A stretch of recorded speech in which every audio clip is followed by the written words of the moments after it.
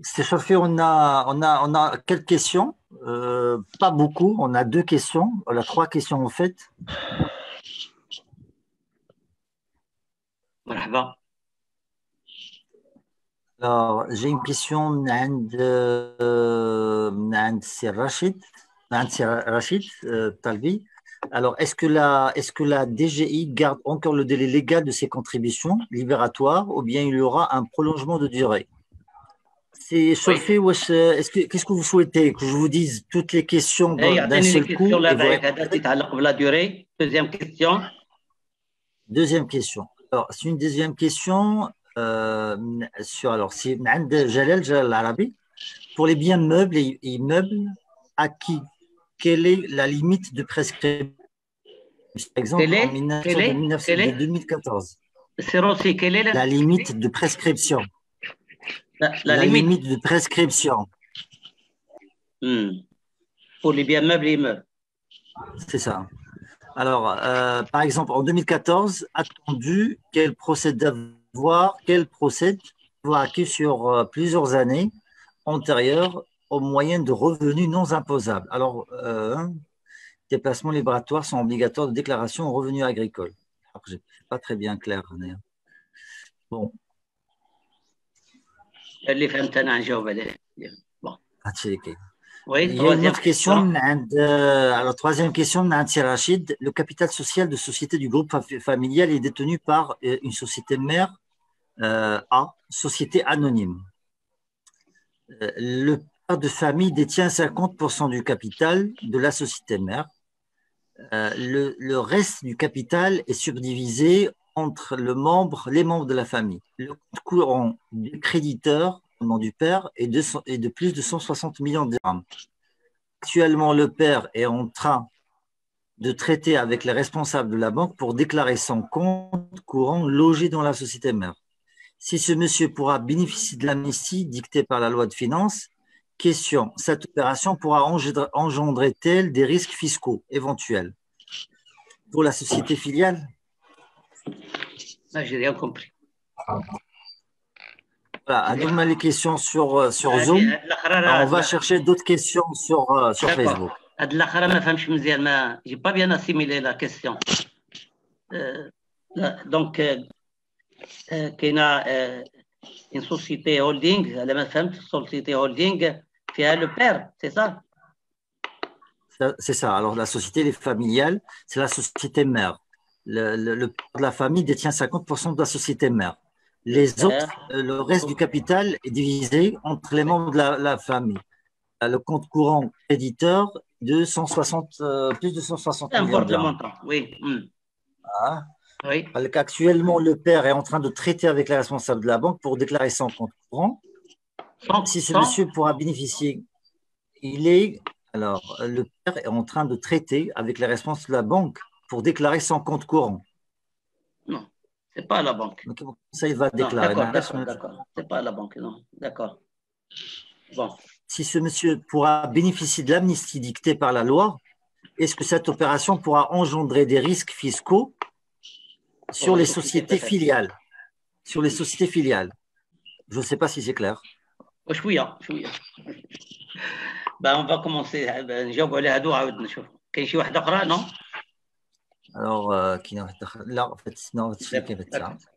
Alors, pour la question d'El Rachid Talibi, en ce qui concerne le prolongement de la durée pour les amnisties, en principe, les amnisties, les délais ديالهم كاين اللي فيهم 30 juin وكاين اللي هما 31 octobre وكاين اللي 30 septembre. Donc 30 juin غالبا على ما تنظن انا غادي يديروا لو ريبور.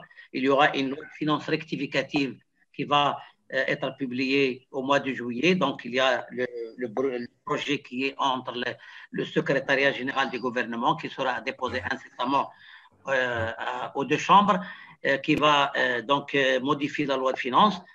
Donc la loi de finances rectificative, certainement ils vont prévoir des mesures dérogatoires pour éventuellement prolonger les durées des amnisties. Parce que seule une loi qui peut modifier notre loi. Donc la loi de finances 2020 a prévu les amnisties, notamment les articles 6, 7 bis et 8. Ces articles pourront faire l'objet de modifications qui seront introduites par la loi de finances rectificative. Donc, on va voir.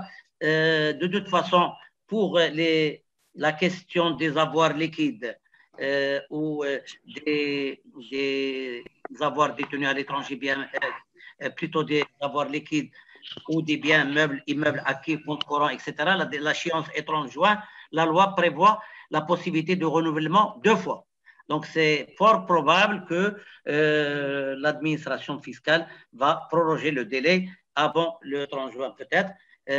Et bien sûr, il sera prévu par la loi de finances rectificative pour les autres amnisties. Donc, on attend la décision, le communiqué de la DGI pour le prolongement du fait que la loi prévoit la possibilité de report. Et donc, deuxièmement, pour les autres amnisties, il y aura peut-être éventuellement une modification qui sera introduite au niveau de la loi de finances rectificative. Deuxième question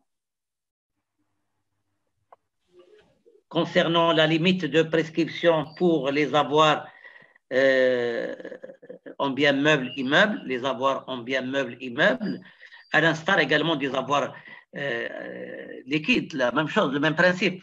Alors, depuis la loi de finances 2016, la loi de finances 2016 avait ajouté un paragraphe 15e au délai de prescription au niveau de l'article 232 grand 8 15e qui prévoit le délai de prescription pour les défauts de déclaration est porté à 10 ans et non pas 4 ans.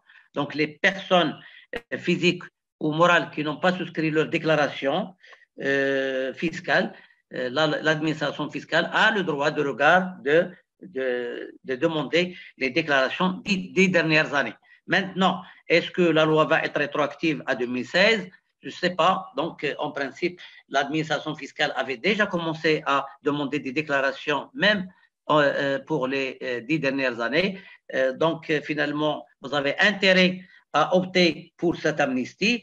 Et pour les biens meubles et immeubles, moi, je pense que c'est une question qu'il faut poser à l'administration fiscale pour les années qui sont prescrites. Est-ce que vraiment l'administration va, bien sûr, avoir le droit de regard sur les années, sur les 10 dernières années ou uniquement sur les années 2016 à 2018. 2016 à 2018. Moi, personnellement, je vais déclarer, bien sûr, les 4 dernières années, c'est-à-dire bon, les 2018, 17 et 2016, mais il faut normalement une décision de la DG, une clarification par la DG pour ces biens meubles et immeubles. Quant aux avoirs liquides, pour moi, il suffit de se contenter des montants des avoirs qu'on possède, qu'on a soit détenus ou l'a versé en banque. Dans ce cas-là, on n'a qu'à le déclarer et payer la contribution en taux de 5%. Pour les biens meubles et immeubles, à mon avis, il faut adresser une question à la DGI pour clarifier les années dont on a l'obligation de souscrire la contribution libératoire pour bénéficier de l'amnistie au titre des années antérieures. Donc, sinon, si on n'a pas de réponse, moi, je pense qu'on peut se contenter des années 2016 à 2018. Troisième question pour la personne physique, le père qui détient 50% de la holding et qui possède des comptes courants d'associés, il n'a pas à déclarer auprès de la banque. Les comptes courants d'associés, on a l'obligation de les déclarer au receveur de l'administration fiscale et payer le montant de la contribution au taux de 5%. Donc, au plus tard le 30 juin, s'il y aura, à moins s'il y aura des prolongements de la durée. Donc, finalement, la banque, on ne déclare que les avoirs liquides, soit qui sont détenus chez nous et on doit les verser, soit qui sont déjà versés dans des comptes bancaires. Et dans ce cas-là, c'est la banque qui va opérer la retenue tout en souscrivant notre déclaration de contribution. Mais quant aux comptes courants ou quant aux biens meubles ou immeubles ou des prêts accordés à des tiers, il faut les déclarer auprès de la recette de l'administration fiscale. Donc, on va déclarer et payer les 5%. Oui. Merci, c'est chauffé. Oui. On a d'autres questions qui viennent de Facebook. Je vais reprendre Facebook alors. Alors, la première des questions, qu'est-ce qu'il dit? Alors, il dit, est-ce que si on demande à l'administration fiscale, la situation des irrégularités comptables est facultative ou bien, une fois demandée, on doit obligatoirement faire une déclaration rectificative et payer l'impôt correspondant? Alors,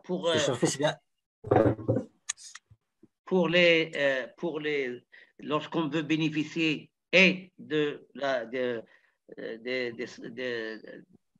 si on veut bénéficier des avantages prévus par la contribution libératoire, bien sûr, des sanctions, si on veut bénéficier de la dispense de paiement des sanctions, majoration, pénalité et majoration de retard, amende, on a l'obligation, on a trois cas possibles. Soit d'avoir recours, de demander à l'administration fiscale un état des incohérences et des irrégularités, des renseignements qu'il possède. Dans ce cas-là, il va nous fournir, il va nous délivrer un état de toutes les incohérences relevées ou des recoupements relevés par le biais soit des déclarations de TVA, soit par la brigade de recherche, soit par, etc. Il a les moyens de recoupement maintenant, il a tous les moyens de recoupement. Et dans ce cas-là, pour bénéficier et des sanctions, de la dispense de paiement des sanctions, majorations et pénalités, et du contrôle fiscal, on doit avoir recours aussi, on doit demander l'assistance à un expert comptable ou un comptable agréé pour établir ensemble, toujours sous la responsabilité du chef d'entreprise, ce qu'on appelle de la note explicative. Voilà. Le chef d'entreprise va établir donc la note explicative conjointement avec l'expert comptable ou le comptable agréé. Et dans ce cas-là, on va bénéficier, bien sûr, soit on va prendre en totalité les redressements ou les irrégularités relevées par l'administration fiscale. Et dans ce cas-là, bien sûr, on va régulariser la déclaration, on va souscrire une seule déclaration, pas les déclarations déjà déposées, non. Une déclaration dont le modèle est fourni par l'administration, il est prévu déjà dans le site de l'administration fiscale. Ce n'est pas une déclaration via l'article 221 bis, ni les déclarations rectificatives normales. C'est une déclaration rectificative prévue par la loi de finances. Il y aura la mention de l'article 247, etc. Et cette déclaration, on va la renseigner et bien sûr la déposer auprès de l'administration fiscale pour bénéficier dans ce cas-là, de l'amnistie des sanctions et du contrôle fiscal. Donc, si on va tenir compte des informations relevées par l'administration, des irrégularités ou des incohérences, et on établit la note explicative, on va bénéficier et de la remise gracieuse des majorations, d'office des majorations, pénalités et amendes, et on va bénéficier de la dispense du contrôle fiscal. Donc, c'est très intéressant de se renseigner auprès de l'administration pour être éligible à la dispense du contrôle fiscal.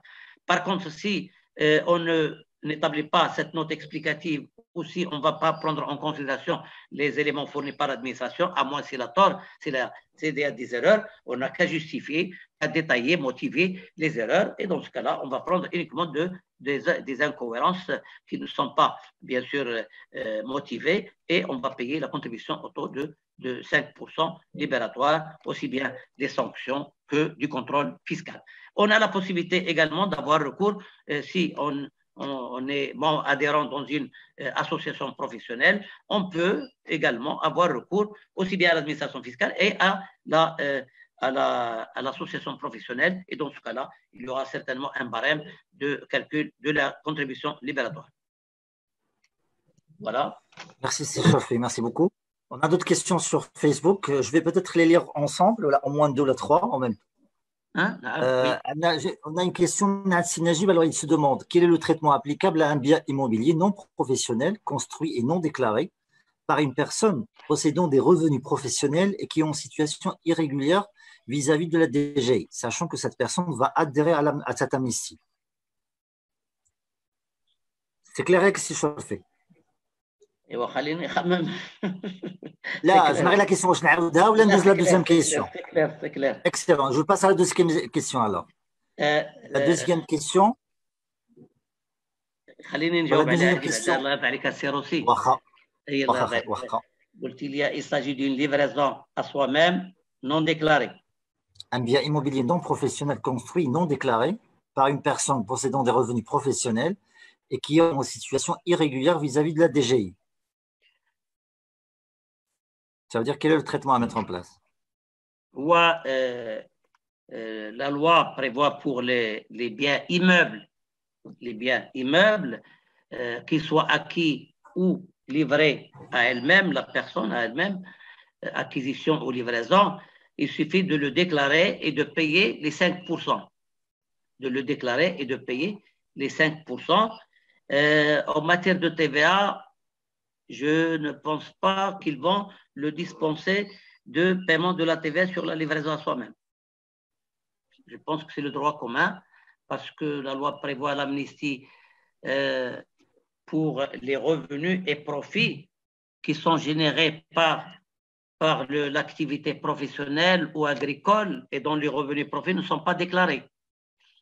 Donc, je pense que pour l'origine des fonds, il y aura le paiement de 5% de la contribution libératoire qui va le libérer de justifier l'origine des fonds qui ont été utilisés, investis dans la livraison. Mais par contre, en matière de TVA, je pense que il ne sera pas éligible à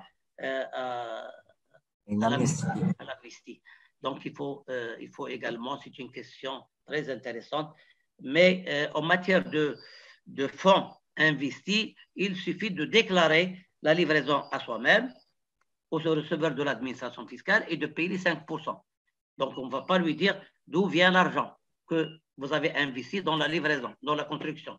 Maintenant, en matière de TVA, je pense qu'il ne sera pas éligible à l'amnistie en matière de TVA, puisque la loi prévoit l'amnistie uniquement pour les revenus et profits générés dans l'activité professionnelle, c'est-à-dire les fonds, l'origine des fonds.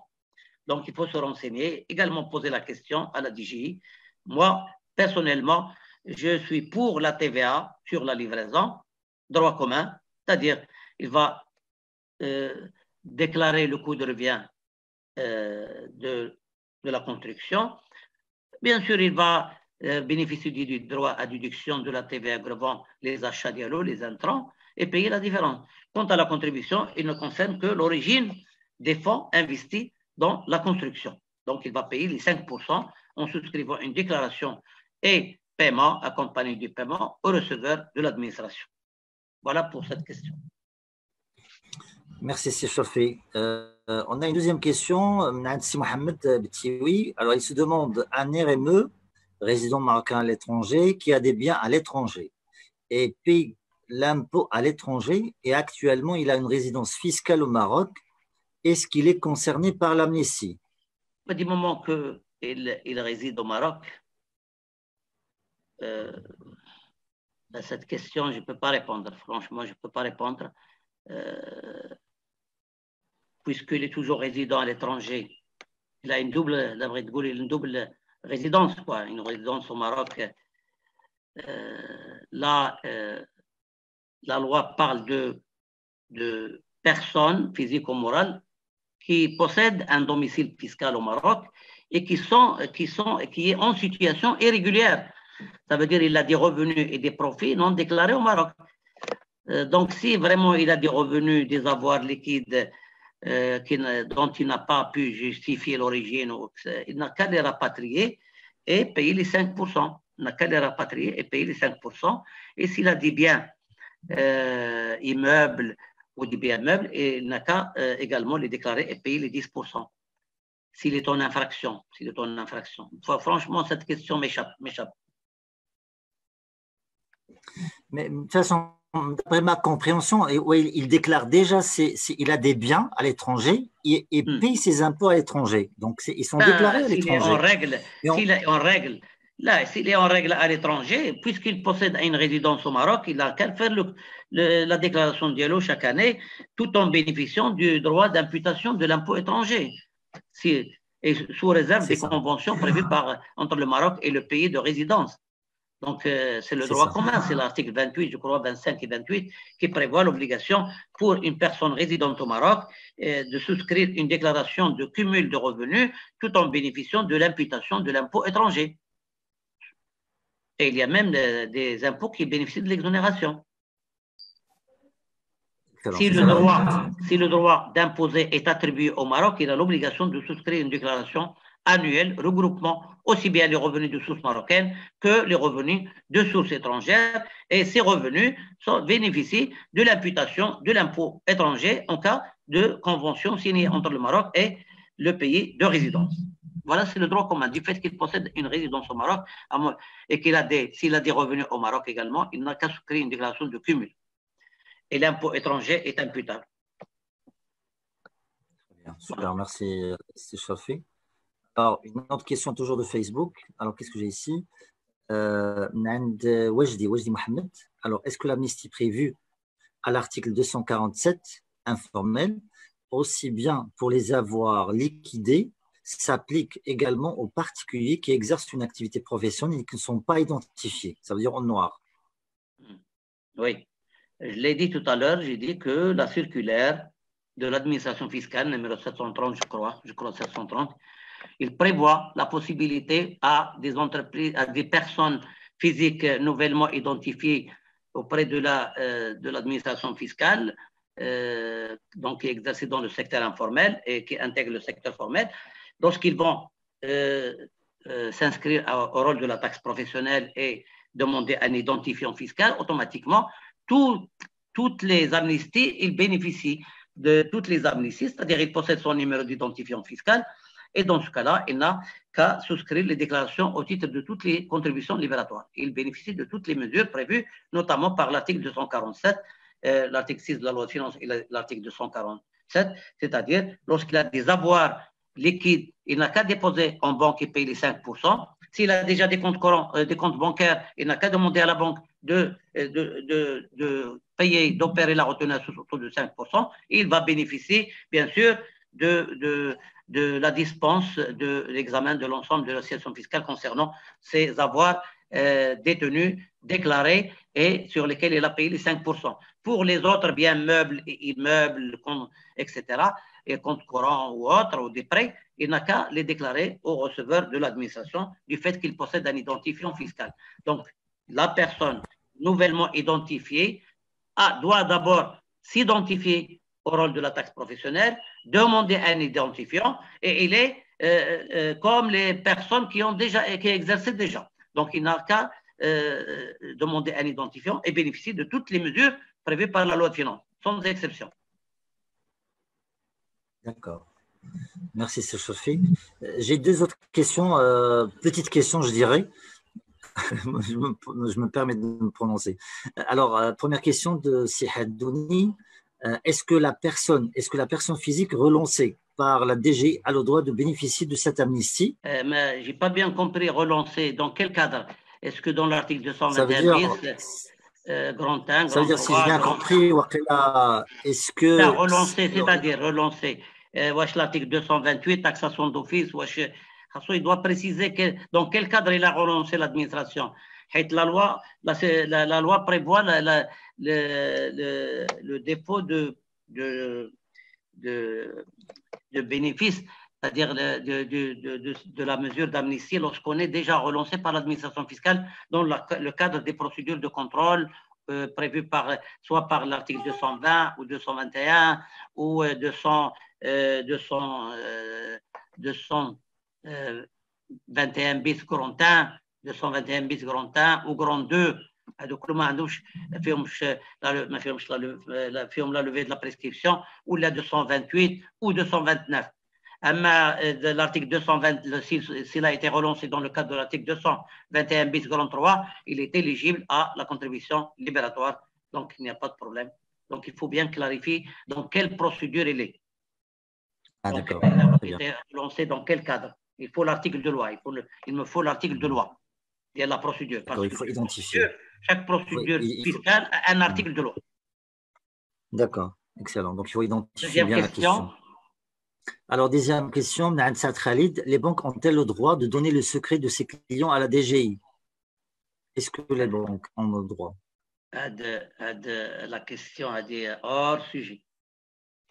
أنا ما تنعرفش هذا الشيء هذا. أنا تنعرف راه لا بنك دابا بالنسبة ليا لي بنك اون برانسيب دابري ان بونكي قال لي حنا on جامي دوني كوا كو سوا او فيسك الا جات شي حاجه من عند القاضي ولا من عند المهم ماشي نامبورت كي غادي يبدا يعطي له السكري ديالو لا ولكن انا هذيك السو هذه ما تتعلقش بالامنيستي. الامنيستي الا كان عنده دي زافوار ليكيد يحطهم في البنكه ويخلص عليهم 5%. كانوا عنده ديجا دي كونت بانكير il n'a qu'à souscrire la déclaration et il va payer les 5% valon quitus. اما كونه est-ce que la banque révèle les secrets ou la dire c'est pas de ma compétence. Ok, très bien, merci M. Chauffé. Il y a peut-être d'autres questions. Oui, c'est Hamza. قرب الميكرو لحداك الله يضيق. M. Chauffé, il a déjà écrit sa question. Alors, la question Diallo, si la déclaration de l'ATP est souscrite au mois de juin 2020. Ah oui, si la déclaration de l'ATP est souscrite au mois de juin 2020, est-ce que la personne est éligible à l'amnistie? Là, je n'ai pas compris la question, c'est Hamza. Je n'ai pas bien compris. Ah, la taxe professionnelle. Si la déclaration de la taxe professionnelle est souscrite au mois de juin. Ah oui, bien sûr, il est éligible. Il a jusqu'au 31 décembre, ou s'il veut bénéficier des mesures d'amnistie, il n'a qu'à souscrire sa déclaration au plus tard le 30 juin, en cas de non-report. Donc, il va souscrire la déclaration, il va s'identifier à la taxe professionnelle, avoir un identifiant fiscal le 30 juin, et il va souscrire la déclaration les avoirs liquides ou les biens meubles, immeubles ou comptes courants détenus, etc. Donc, il a la possibilité de bénéficier de l'amnistie au titre des avoirs et des biens meubles, etc. Donc, voilà. Merci. Il suffit qu'il soit inscrit. Il faut un identifiant obligatoire. Oui, c'est aussi. Oui, je veux pas une autre question. C'est clair, d'abord, c'est clair. Donc, même que le chimchi, il a qu'un radis, s'il veut bénéficier de l'amnistie, il faut un identifiant fiscal. Donc, il doit s'inscrire en premier lieu à la taxe professionnelle, avoir son identifiant, ou il peut s'adresser à la banque pour les avoirs liquides, il peut s'adresser au receveur de l'administration pour les autres biens qui ont fait l'objet, les biens ou les comptes courants, pour payer les 5%. Et il est éligible à 100%. Et il est écrit sur la note circulaire 730 qui clarifie les mesures prévues par la loi 2020. On a une question un petit peu plus technique. Mohamed Alaoui, alors il dit comment déterminer la marge pour calculer la TVA pour l'amnistie de l'informel, si c'est possible, et s'il y a un exemple chiffré. Ça, je ne sais pas si c'est possible. Alors, pour la marge, déjà, parmi les conditions d'éligibilité au régime de la marge, il faut que le contribuable soit soumis au régime de la déclaration de la comptabilité, c'est-à-dire comptabilité RNR, RNS, donc RNR droit commun, RNS sur option, c'est la première des choses. Donc, il doit choisir comme régime d'imposition à l'IR, c'est le régime des résultats de droit commun, régime des résultats nets réels ou simplifié. Deuxièmement, la loi prévoit l'obligation de déclarer la valeur du stock en TTC, bien sûr, s'il est déjà assujetti à la TVA. Et dans ce cas-là, on va bénéficier de la déduction de la valeur du stock lors de la cession. Il ne sera soumis à l'IR que sur la marge. C'est-à-dire, je prends le prix de vente, par exemple 120, moins le prix d'achat, par exemple 100, soit une marge de 20. Donc, cette marge qui est de 20, il sera imposable à l'IR, revenu professionnel, bien sûr. Si par exemple, ma marge n'est que de 15%.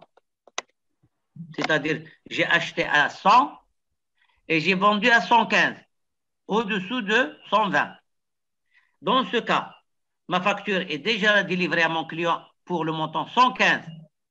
Mais moi, je vais ajuster les 5% qui me restent. Pour moi, je vais ajuster d'une manière extra-comptable le taux de la marge qui était de 15%, alors que la loi prévoit un minimum de 20%. Donc, je vais prendre 5% du prix de cession et je vais l'intégrer à mon résultat fiscal. Je vais l'ajouter à mon résultat comptable pour déterminer le résultat fiscal. Ça, c'est en matière d'IR. En matière de TVA, c'est le même principe, c'est-à-dire la valeur du stock déclaré. TTC, bien sûr, puisqu'il ne bénéficie pas du droit à déduction. Il viendra en diminution du prix de vente. Bien sûr, sous-entendu, le prix de vente ne doit pas comporter de TVA. Il ne sera pas, le produit ne sera pas soumis à la TVA. Puisqu'on est soumis au régime de la marge, on est soumis au régime de la marge. Et dans ce cas-là, mon prix de vente doit être au moins égal à 120 pour dégager une marge de 20 et je divise par 6. Pour moi, il est TTC, sous-entendu. À moins s'il y a une clarification par la DG, la DG n'a pas clarifié est-ce que c'est une marge, ni la loi ni la circulaire n'ont pas prévu si la marge est TTC, mais toutes les circulaires ou toutes les lois qui ont clarifié ont pris la marge TTC. Donc, si je prends la marge de 20, si mon taux de TVA est de 20, je vais diviser par 6 ou la multiplier par 20 sur 120. Si mon taux de TVA est de 14%, je prends la marge de 20 fois 14 sur 114 pour dégager la TVA. Si mon prix de vente est inférieur, qui génère une marge de, maintenant, par exemple, de 15% au lieu de 20. 15% au lieu de 20. Dans ce cas-là, je vais calculer ma TVA sur la marge d'au moins 20%. D'au moins 20%. D'au moins 20%, comme je l'ai déjà déclaré dans l'impôt sur le revenu, et je calcule ma TVA. Voilà, donc c'est un minimum de 20%. Donc, obligatoirement, vous allez ajuster le résultat comptable d'une manière extra-comptable en matière d'IR et en matière de TVA. Lorsque vous allez prendre votre prix de vente, vous allez prendre le prix de vente avec une marge de minimum de 20. Si le taux de la marge est supérieur à 20, le problème est résolu. Donc, je vais prendre mon prix de vente global moins le prix d'achat multiplié par le taux d'incidence de TVA, soit 20 sur 120, soit 14 sur 114, 10 sur 110 ou 7 sur 107. Excellent, merci Sophie. Je donne plutôt la parole à Nsil Arabi. Il a posé 2-3 questions par écrit, mais je préfère lui donner la main, comme ça il peut exprimer la question directement. Nsil Arabi, vous avez le micro. Oui, si j'ai Alors, la question qui me taraude, c'est toujours au niveau de la prescription. Parce que sur une carrière, par exemple, de 20 années, on a thésaurisé d'une façon ou d'une autre et on a investi sur des placements qui, à l'époque, étaient libératoires et non déclaratifs, notamment les revenus agricoles ou les placements à la bourse. Donc, ces moyens thésaurisés, ils ont en principe respecté la loi. C'est eux qui viennent être logés peut-être un compte en liquidité, alors que la loi impose de retaxer les liquidités. Nous, dans une certaine mesure, on ne peut pas justifier indéfiniment sur 15-20 années les revenus qui ont déjà été imposés. Donc, est-ce que ça ne serait pas un bis in idem et une réimposition les revenus? Est-ce que ça ne serait pas un abus? D'où ma question tout à l'heure sur la prescription. Par exemple, un bien acheté en 2010, au moyen d'avoir thésaurisé sur 10 années antérieures, d'abord, est-ce que le bien il est sécurisé au niveau de la prescription, puisqu'il est en 2010, ou là, il est toujours rattrapé par la loi? Tout à l'heure, votre réponse a parlé de situation irrégulière ou d'avoir non déclaré. En principe, on déclare, par exemple, les bilans d'IELNA. Sauf qu'avec le bien, il n'y a pas été, avec les revenus n'ont pas été intégrés, qui ont servi à l'achat d'IEL le bien en 2010. Est-ce que je me fais comprendre, Naya? الله Donc, est-ce يخليك. que انا قلت لكم بالنسبه لي انا لا بريسكريبسيون عن نوقف 2016. Maintenant, s'il y a qu'un chi communiqué par la suite de la DG ou une clarification de la DG comme quoi غادي تمشي dire la durée de 10 ans, vous avez intérêt à respecter la clarification de la DG. Pour moi, les biens meubles ou immeubles acquis antérieurement à 2016, en principe, ils ne doivent pas faire l'objet de l'examen de l'ensemble de la situation fiscale, surtout si on opte pour l'amnistie en déclarant des biens acquis à compter de 2016. Maintenant, si vous voulez, si le montant est significatif, vous voulez demander des clarifications au service de la législation de la DGI, vous n'avez qu'à le faire, ils vont vous répondre. Vous allez leur dire, on va déclarer les biens meubles, immeubles de quelle année. Dans ce cas-là, ils vont vous répondre, ou bien peut-être ils vont donner les consignes aux directeurs régionaux, préfectoraux, etc.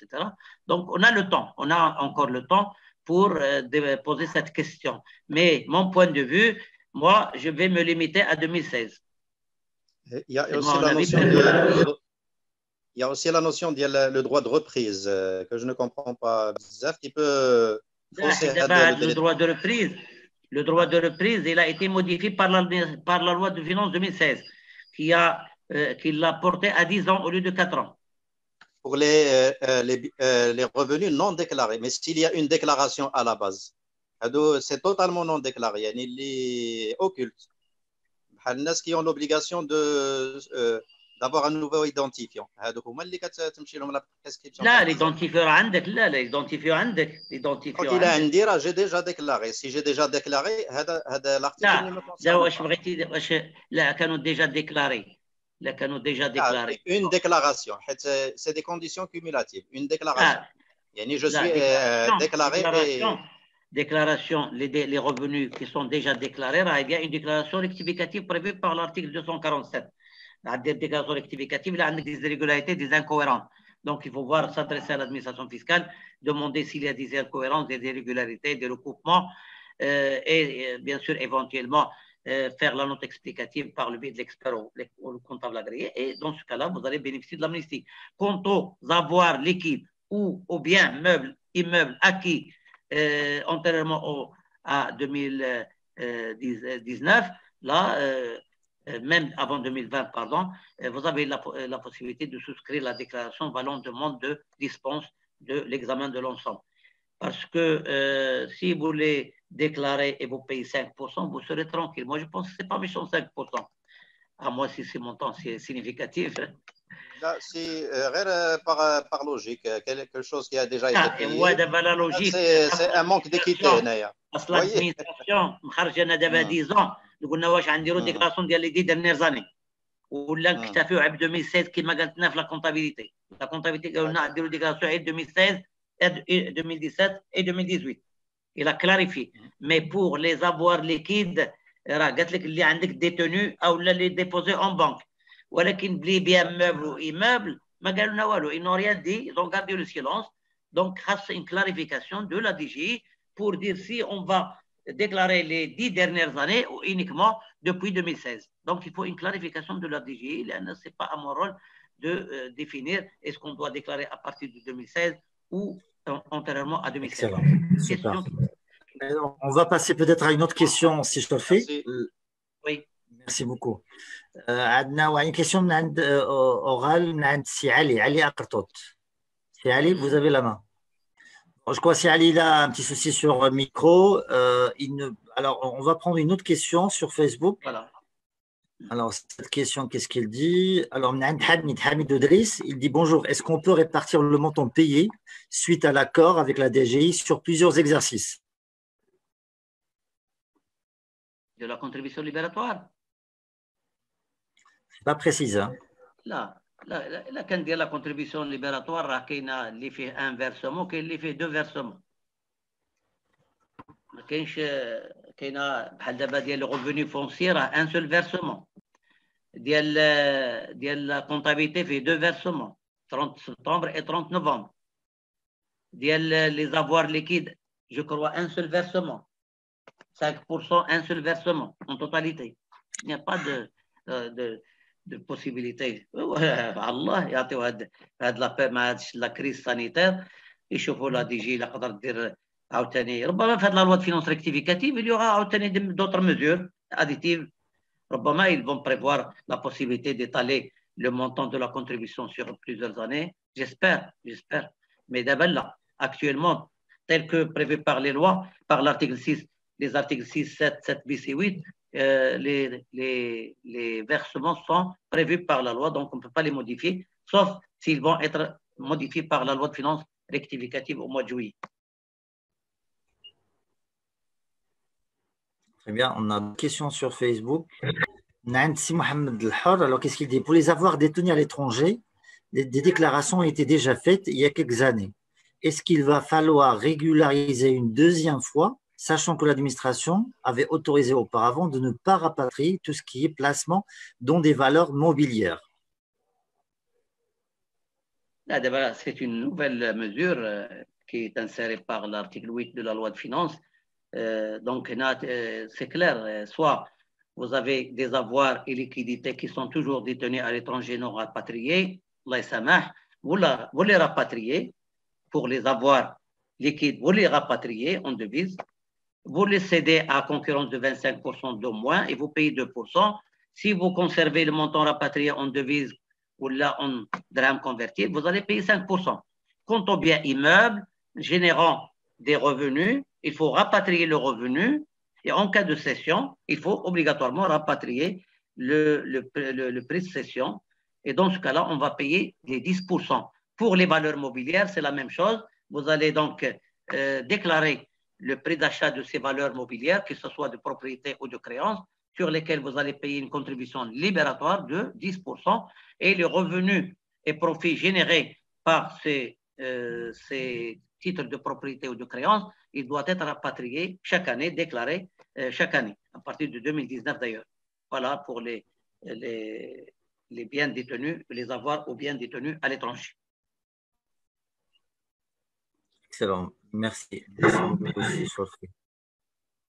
Alors, est-ce qu'il y a une question-réponse? Alors, Yassine Mohamed Alaoui, il dit la note explicative rédigée par un expert comptable ou un comptable agréé sera-t-elle acceptée automatiquement par la DGI ou on doit attendre sa validation?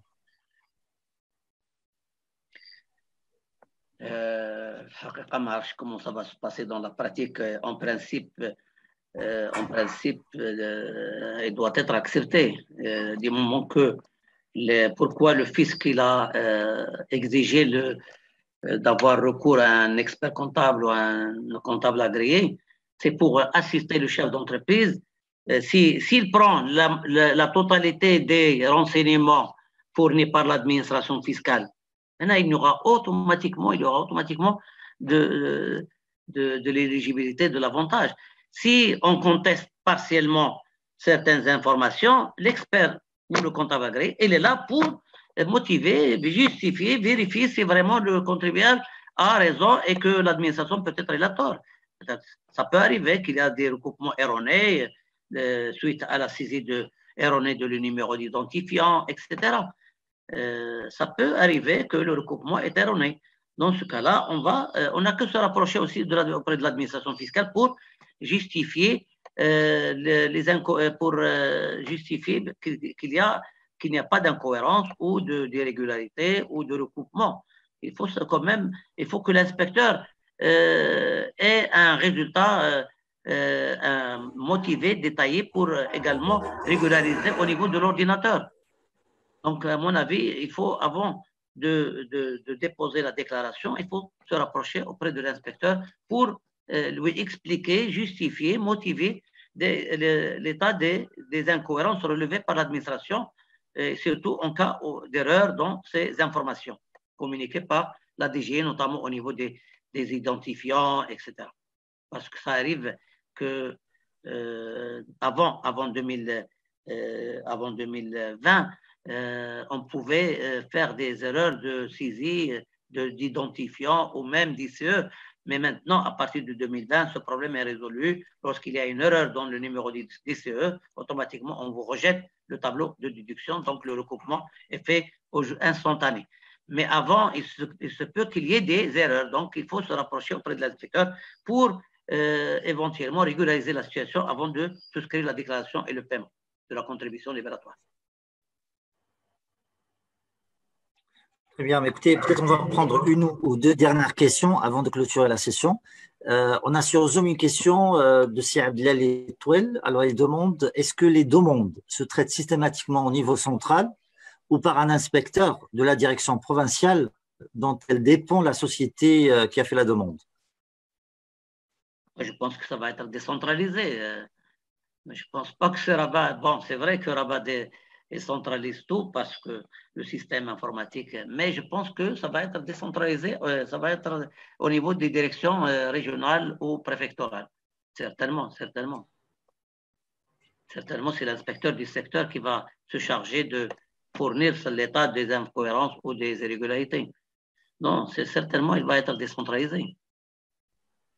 De toute façon, en attendant, Chorfi, je me demande dans quelle mesure les participants qui ont assisté à ces formations-là peuvent vous contacter.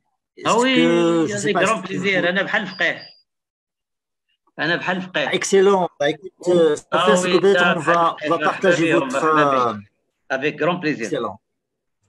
قلت لك من حيد لابيريود دو كونفينمون عاود يجيو مرحبا بهم للسونتر دو فورماسيون عندنا عاود نزيد ونعطيهم كثار دابا حيت لو طون نعطيهم plus de détails avec des cas pratiques, avec des exemples, comment renseigner la déclaration, parce que j'ai trouvé que dans les formulaires, il y a beaucoup de problèmes pour les renseigner, pour les comprendre, surtout lorsqu'on a des déficits, on a des crédits de TVA, comment renseigner ces tableaux. C'est un peu particulier. Donc, on aura le temps parce que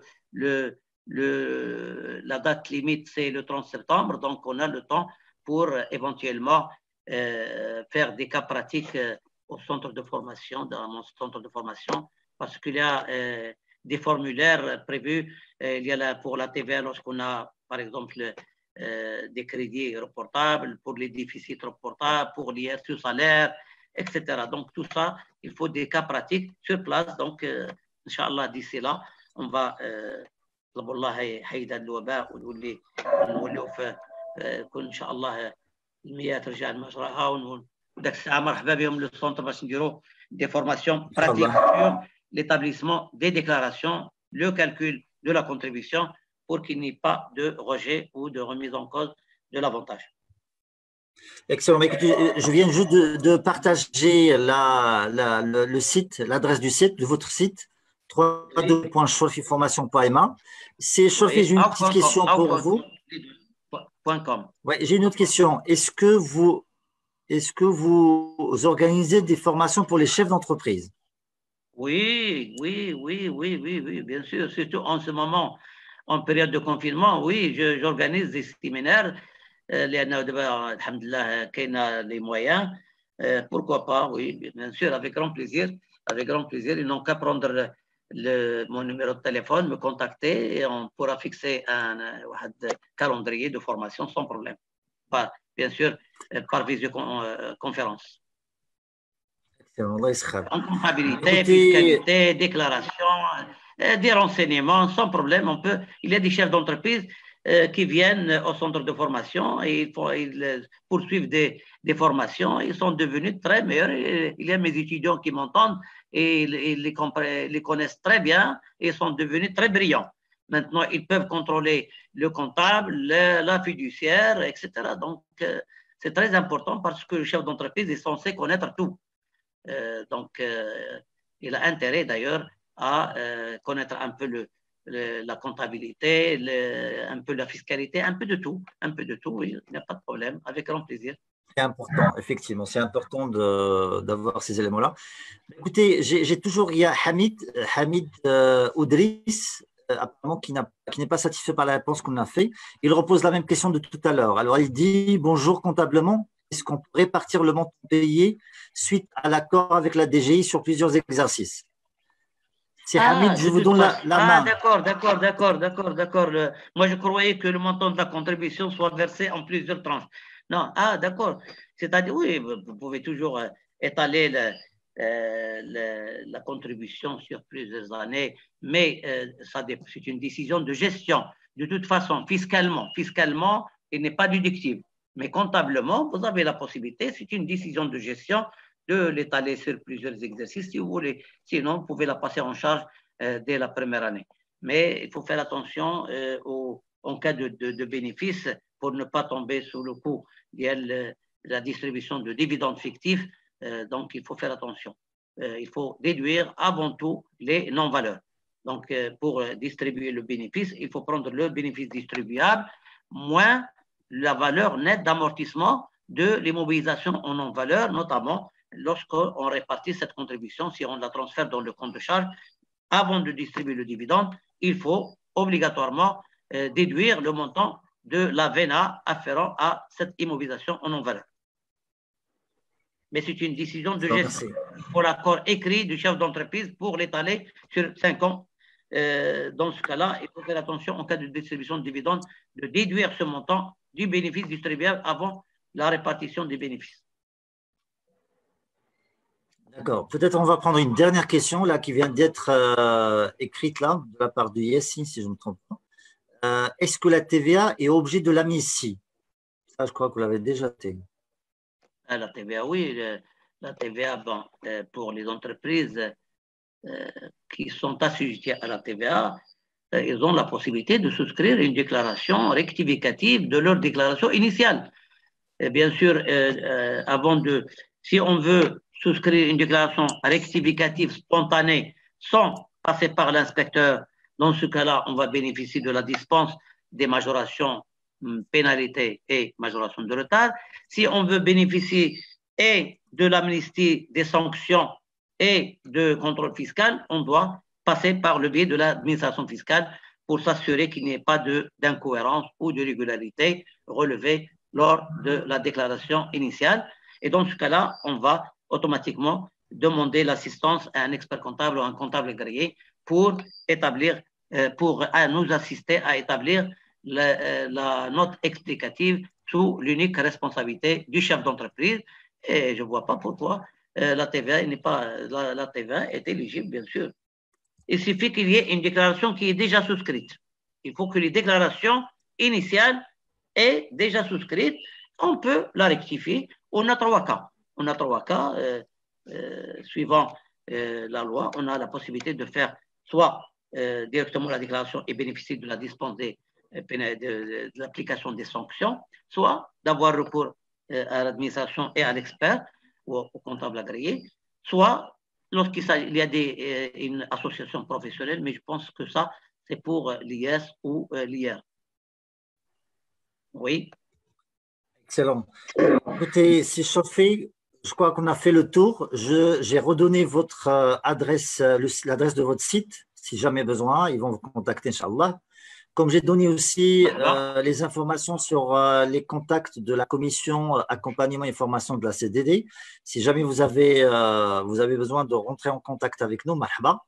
C'est chauffé. Il est temps de se dire au revoir. Je tiens à vous remercier infiniment pour votre générosité et surtout pour la passion avec laquelle vous transmettez votre savoir. Je remercie tous les participants avec nous. Je remercie aussi l'équipe de la commission formation. Écoutez, je vous souhaite Washington Broka au Ramadan Mubarak Saïd. Eid Mubarak Saïd, Inch'Allah.